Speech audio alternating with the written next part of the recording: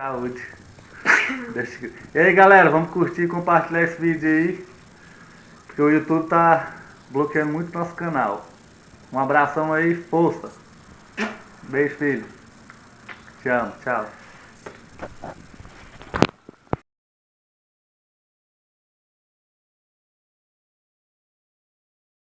Quer dizer, você acha que isso vai ser alguma democracia, uma coisa de idiota?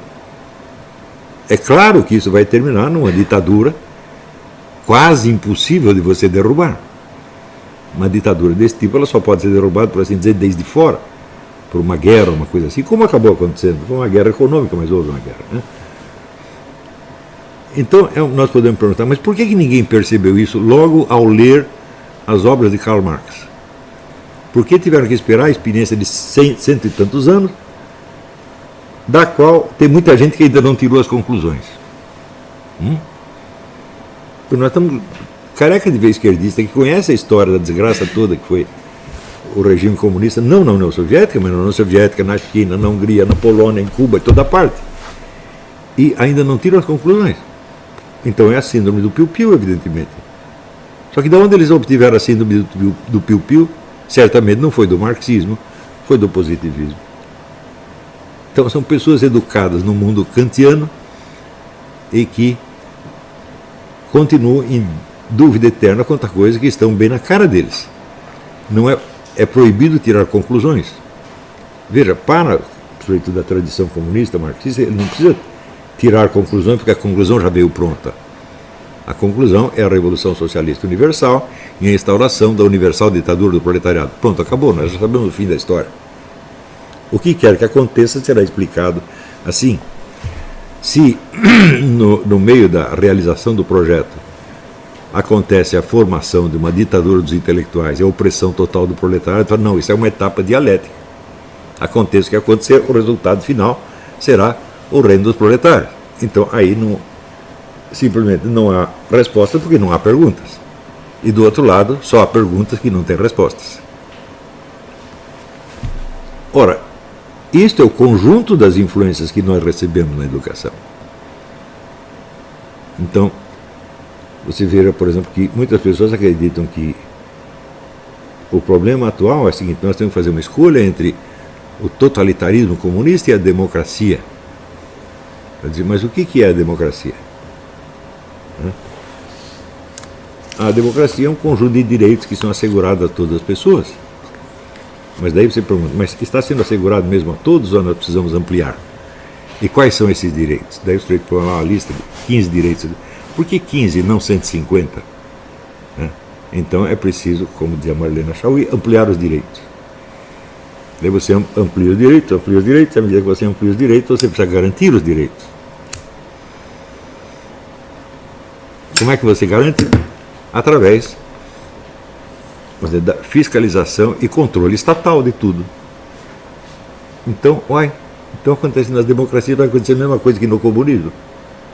Vai ter cada vez mais controle estatal, mais controle, mais controle, mais controle.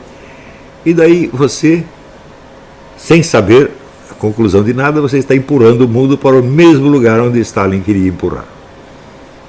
E as pessoas acham que esses caras são inteligentes. Então, eu vejo assim uma crise monstruosa da inteligência humana. Porque esses padrões são os mesmos que são passados para as crianças nas escolas. Então,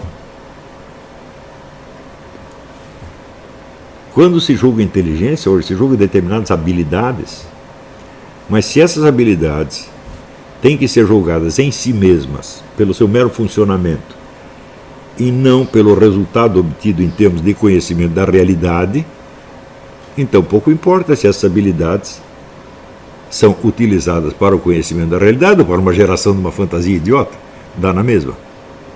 Então, nós podemos dizer, por exemplo, todo mundo conhece o Lula. Ninguém pode dizer que o Lula é desprovido de uma inteligência social. Ele conseguiu fazer a carreira dele inteira sem ter um único inimigo dentro do partido. Ele conseguia seduzir todo mundo, fazer todo mundo confiar nele. Ele não sabia fazer uma conta de 2 mais 2, mas a inteligência social ele tinha. Qual foi o resultado? O resultado foi a desgraça que se viu. Se você julgar essa habilidade em si mesma separada da sua eficiência cognitiva, né, então o resultado dela pouco importa. O resultado pode ser uma desgraça. O sujeito continua tendo aquela inteligência e até as pessoas às vezes não sabendo exprimir o que elas percebem no Lula, dizem não, é um líder carismático. Falam, não, ele nunca foi líder nem carismático. Ele foi um símbolo do partido, ele nunca liderou ninguém, e isso foi o segredo do Lula.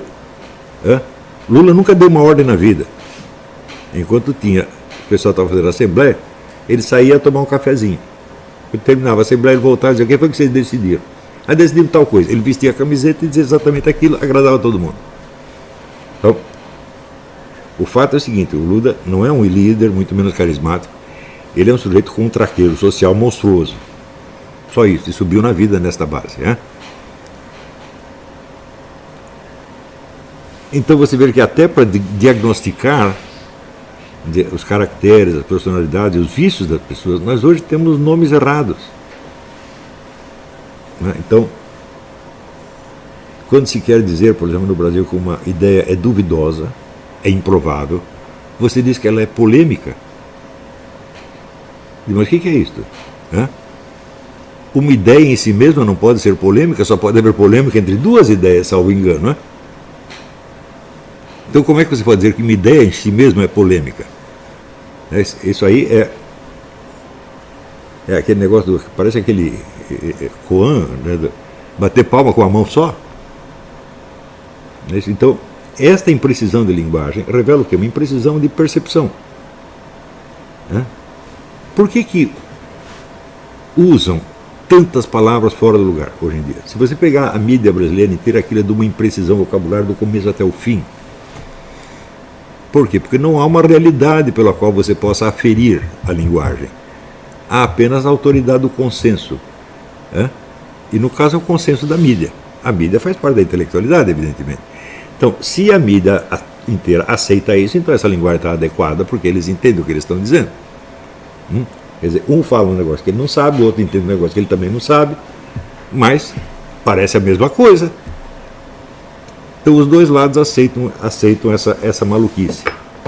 E você não tem para onde correr, você não sai do problema do consenso. Existem filosofias inteiras construídas com base na ideia do consenso. O Jürgen Habermas é um. O consenso para ele é tudo. Não é isso?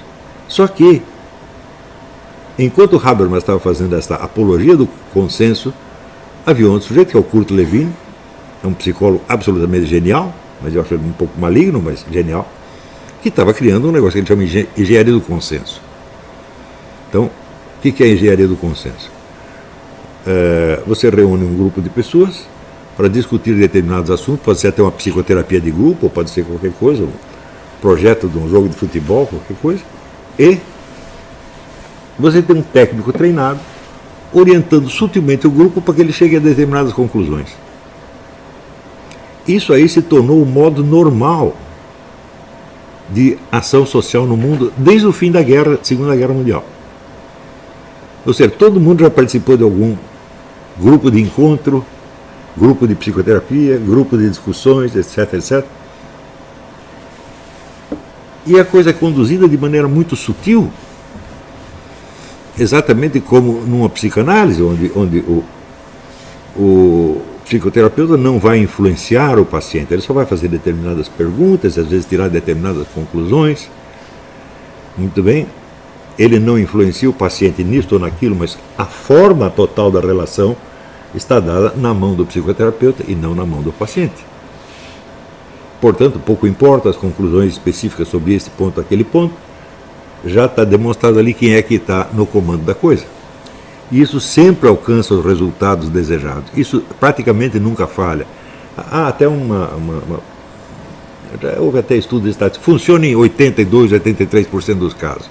O restante não interessa.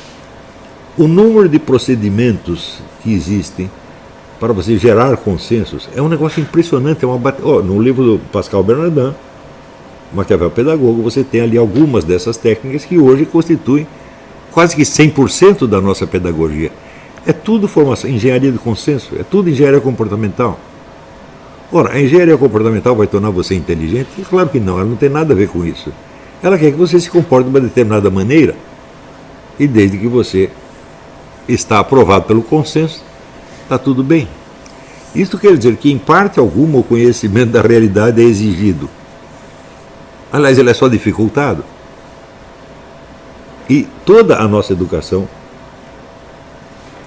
está assim hoje. Isso em todo o Ocidente é assim.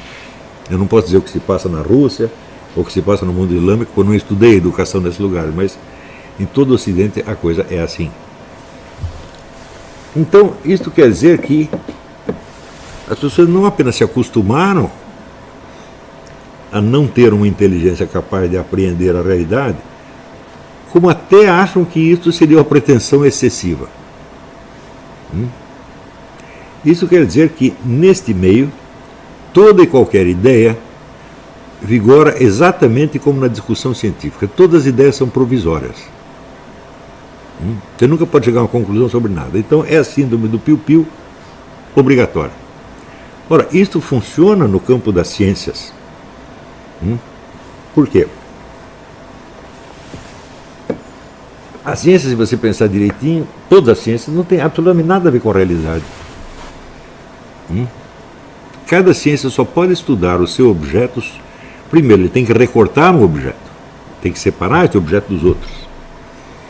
Por exemplo, se você vai estudar, vamos dizer, os animais, uma determinada espécie animal, bom, ela vai ter que ser isolada das outras.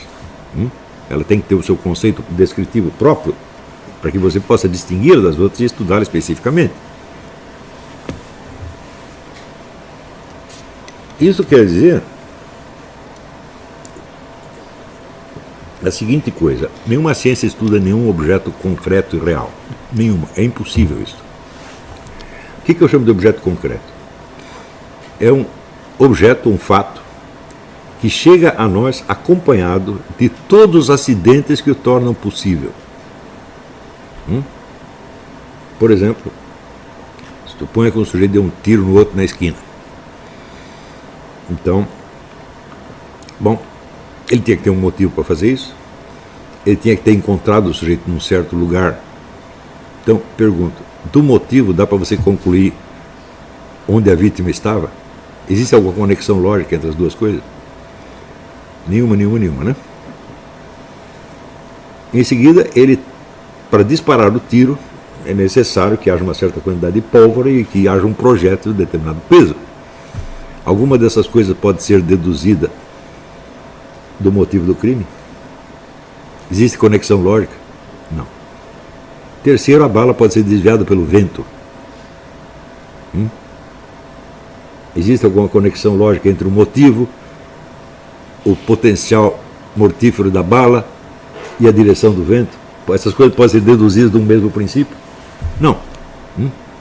E assim por diante. Você pergunta, bom, o que a vítima estava fazendo ali?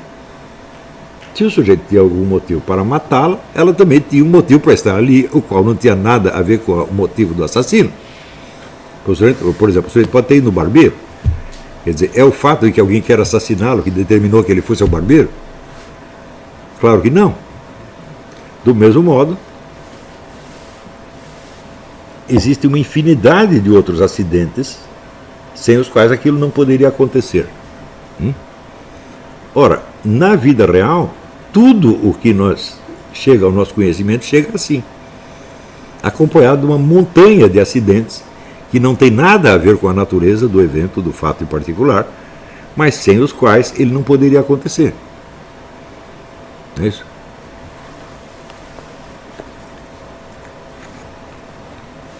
Este é o conhecimento real que nós temos das coisas. Por exemplo, agora vocês vieram a esta aula aqui. O lugar onde está sendo dada a aula tem alguma coisa a ver com o conteúdo dela?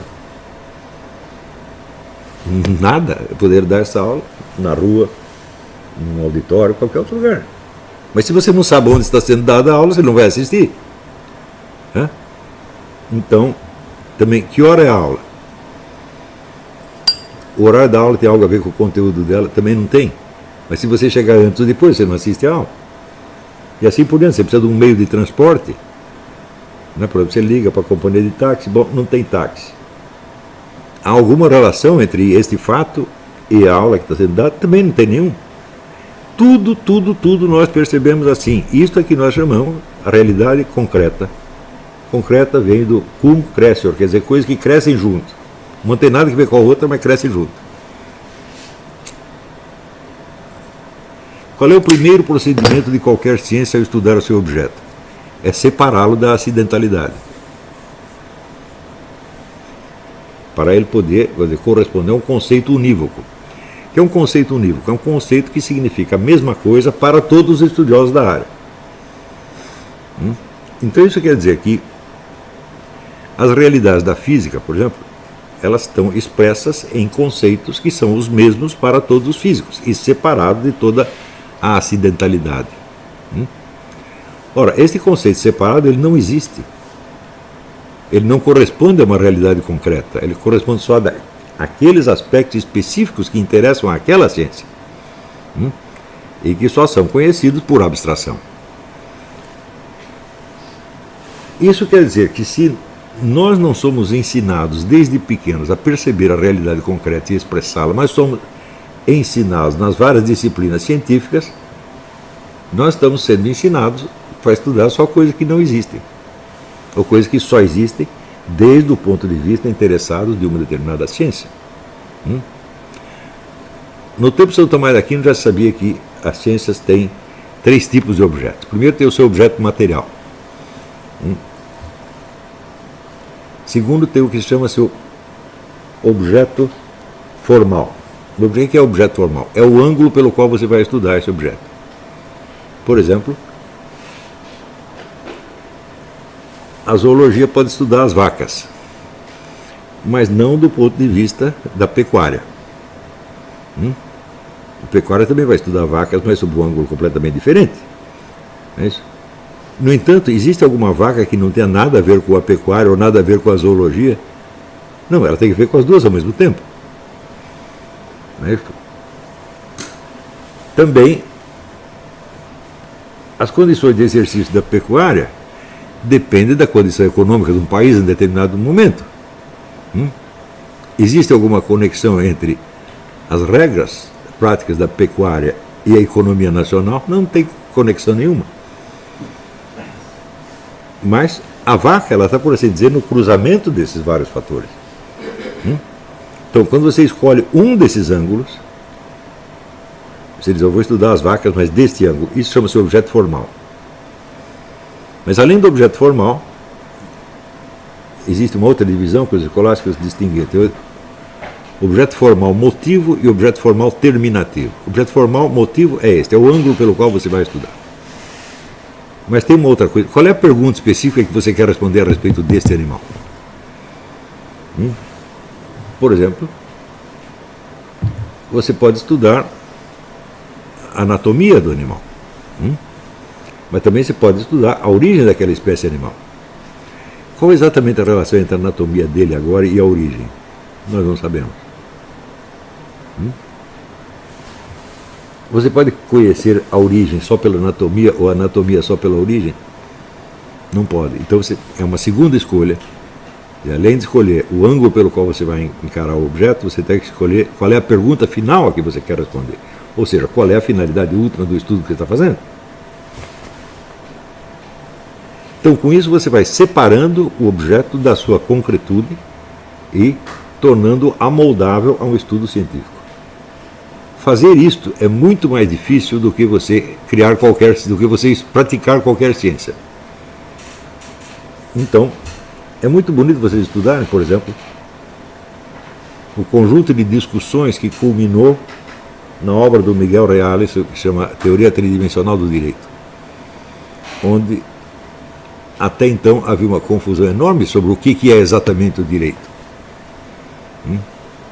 Então, se você disser, olha, a lei, o direito estuda a justiça, mas bom, a palavra justiça quer dizer duas coisas. Primeiro quer dizer todo o aparato judiciário, os juízes, os tribunais, advogados, os códigos, etc, etc.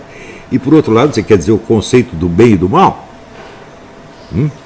Uma coisa pode ser deduzida da outra, a outra da uma? Não. Então,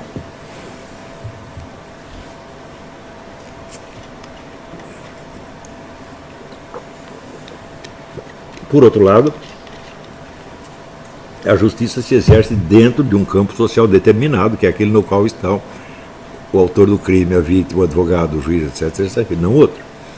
Não é a mesma coisa você julgar um crime na Zâmbia e em Nova York. Então, tem um lado sociológico da coisa. E esses vários aspectos do fenômeno jurídico eram enormemente confusos. Se você pegar, por exemplo, toda a obra do Hans Kelsen, Hans Kelsen diz o seguinte: olha, a justiça não tem nada a ver com o bem e o mal e com a noção do justo e do injusto que você tem em moral. Ele é apenas um sistema de leis, uma lógica normativa, mas que começa com uma premissa qualquer que pode ser totalmente arbitrária, vai funcionar do mesmo jeito.